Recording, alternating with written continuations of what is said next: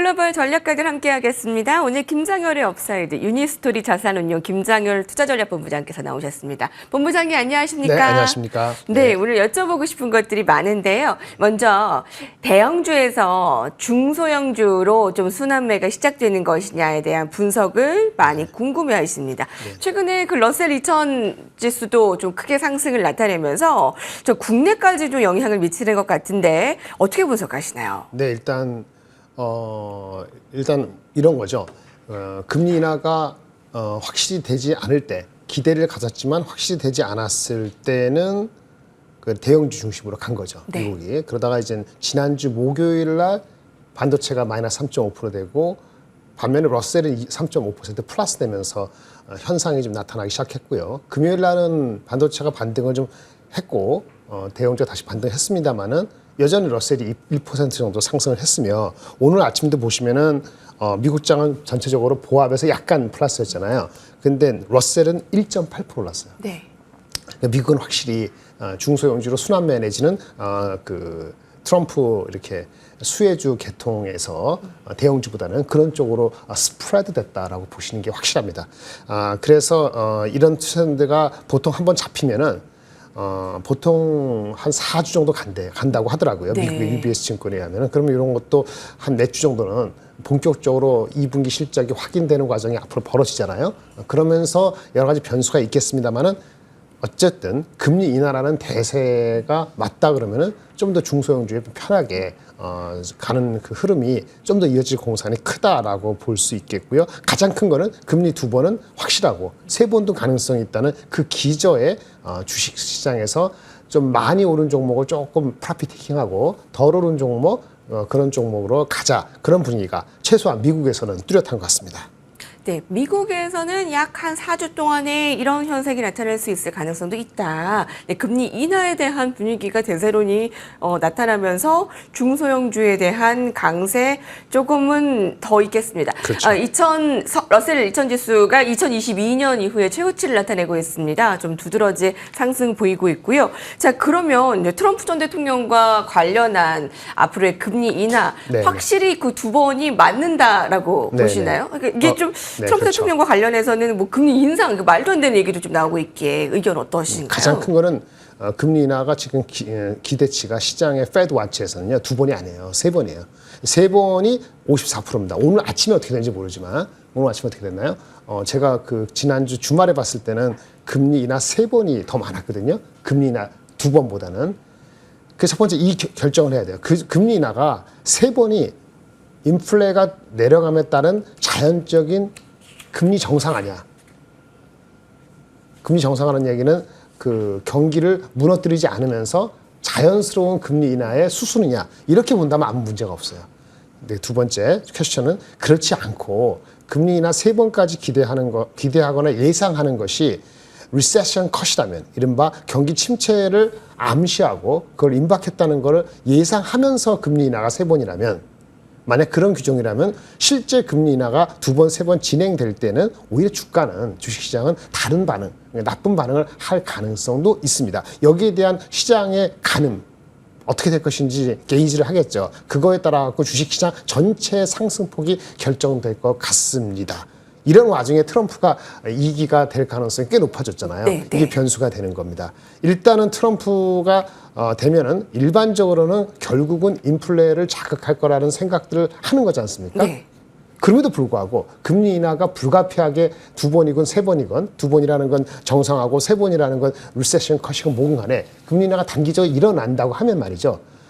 인플레 자극하는 그 임팩트는 좀 중장기적인 거고 단기적으로는 금리 인하 추세, 단기 금리를 어떻게 하지 못할 거예요. 근데 중기적으로는 트럼프가 대통령 되고 내년에 이렇게 돼가지고 진짜 버짓을 마구마구 해서 하면은 인플레 자극은 나중에 되겠죠. 그래서 이게 시기의 이슈가 되는 겁니다. 단기 금리는 큰 영향 못 미치지만 중기 이상의 그 미국의 경제 자체의 이슈가 될 수 있는 인플레가 자극이 되면은 그건 다른 문제가 되는 거예요. 그래서 우리 주시장에서는 단기 플레이가 많기 때문에 트럼프 2기가 돼서 인플레로 인한 금리 인하가 지속적으로 올해 두세 번, 내년에도 네 번 이렇게 논스톱으로 금리 인하가 편안하게 될 거라고 생각은 못할 수 있지만은 단기적인 흐름에서는 단기 금리 인하를 막지는 못할 거기 때문에 주가가 무너지지는 않을 것 같고요. 마지막으로 가장 중요한 건 이제 트럼프가 되는 건 거의 뭐 그 민주당에서 언제 카운터 어택이 세게 나오지는 쉽지 않은 것 같은데 레드 웨이브냐 아니냐가 중요합니다.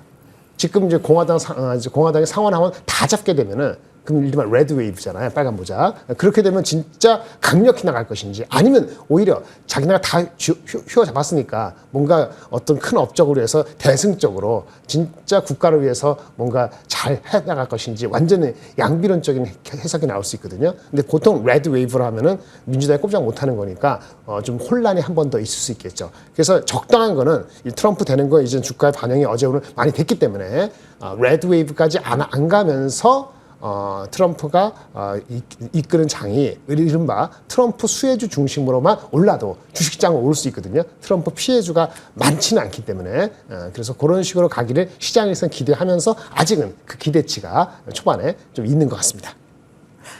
그렇군요. 트럼프 2기 가능성이 높아진 가운데 트럼프 당선 후에 물가 상승이 야기돼서 금리 인하가 늦춰지는 것이 아니냐? 이 부분에 대해서는 중장기적으로는 뭐 그럴 수 있겠지만 금리 인하의 태세를 바꾸지는 않을 것이다. 단기 트렌드를 바꾸지는 않을 것 같아요. 그렇게 의견을 주셨어요. 자, 사실 주말 전 세계에 큰 충격을 준 트럼프 전 대통령의 피격 사건으로 자, 이제 투자자들은 이번 사건의 향후 전개의 손익 계산이 좀 분주한 모습입니다. 네네. 특히 일찍부터 트럼프를 지지한 머스크 때문에 테슬라에는 호재로 인식되고 있습니다만 국내에서는 친환경 정책 축소에 따라서 2차 전지주가 좀 움츠려지는 것이 아니냐라는 네네. 부분에 대해서 좀 어떻게 예상을 하면 될까요? 이게 좀 헷갈리게 됐습니다. 네. 일반적으로 테슬라의 머스크는 바이든 편이었죠. 왜 친환경이었기 때문에. 그런데 테슬라하고 좀 틀어졌죠. 우리 그 일론 머스크하고 바이든하고 틀어지면서 지금 트럼프로 붙었거든요. 엄청 큰 기부를 하면서 완전 트럼프로 붙었어요. 그것이 테슬라의 전기차를 많이 팔게 하는데 도움이 될 것이냐? 이거는 지켜봐야 돼요. 왜냐하면 정책을 원래 그 이제 뭐 2030년까지 그 전기차를 50% 한다, 60% 한다, 그거를 좀 바꿔하겠다 이런 백하겠다, 백패드 받겠다라고 했기 때문에 그러면서 테슬라만을 위해서 아니면 앨런 머스크의 뭐 또 다른 앰비션, 그를 만족시켜주는 모종의 실질적인 뭐가 있을지 이거는 테슬라에 도움이 되겠죠. 근데 그거랑 일반적으로 그래서 우리 2차 전기차하고 연관되는 상관관계가 과거처럼 셀지는 좀 지켜봐야 될 것 같아요. 좀 혼란스러운 게 맞고요. 그러니까요. 이렇게 좀 헷갈리게 됐는데. 나눠질 수 있죠. 왜냐하면 테슬라가 주가가 올라가는데 전기차로 올라가는 게 핵심일 것 같습니다만 보통 테슬라를 400불 이상 부를 때, 300불 이상 부를 때 상당수의 밸류는 자율주행하고 넌 전기차 생산이거든요.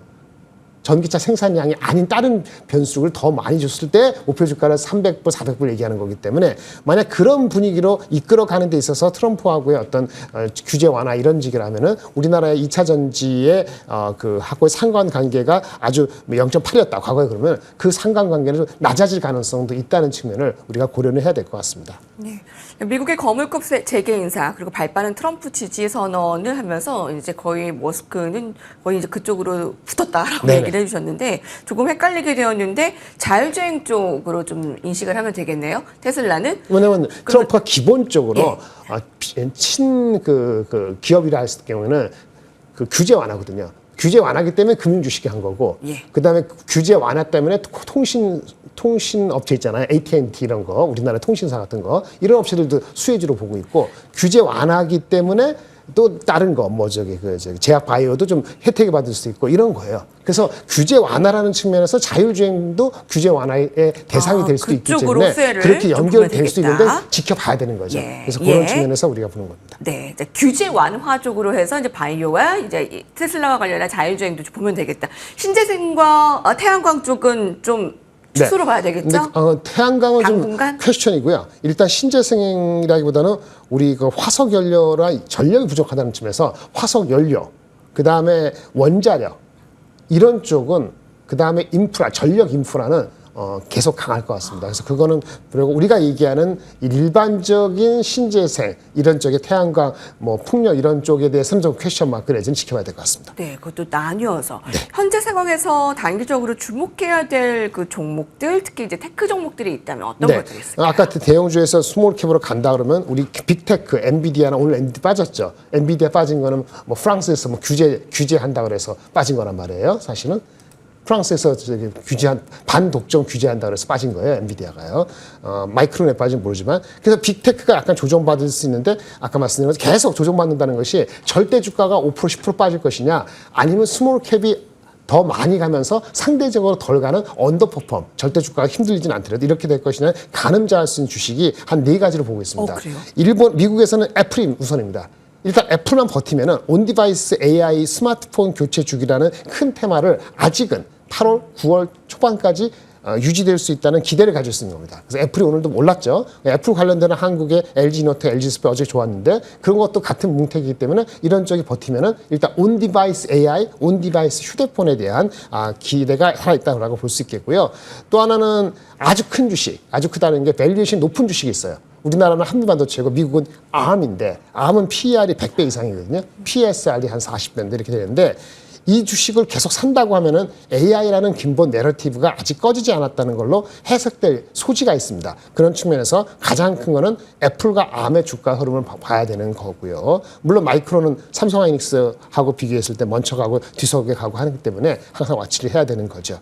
그래서 그런 측면에서 봐야 되고 대한민국 내에서는 HBM 대장주는 한미반도체와 이스페타스가 동시에 계속 빠지면 이거는 이제 조정입니다. 그러면 아까 말한 것처럼 LG, 애플 관련되는 그런 주식이나 삼성하이닉스만 가지고 버텨야 되는 거고 중소 소부장제가 크게 지금 움직이기에는 2분기 실적 나오고 나서나 움직여야 되기 때문에 당분간 7월 말까지는 아주 편안하지 못할 수 있다 이렇게 말씀을 드릴 수 있는 그 기준이 한미반도체 이스페타스 동시에 무너지느냐 버티느냐 애플 프락시 주식이 얼마나 아웃퍼폼하느냐가 가장 중요한 흐름이라고 말씀드릴 수 있겠습니다. 네. 한미반도체와 이스페타시스가 얼마나 버티느냐. 자, LG노텍과 LG 디스플레이 또 BH까지도 볼 수 있겠죠. BH도 관련해서 그렇죠. 맞습니다. 좀 아웃퍼폼 어떻게 볼 것이냐. 애플과 ARM 주가 연관해서 ARM과 관련해서도 주목해 봐야 되겠네요.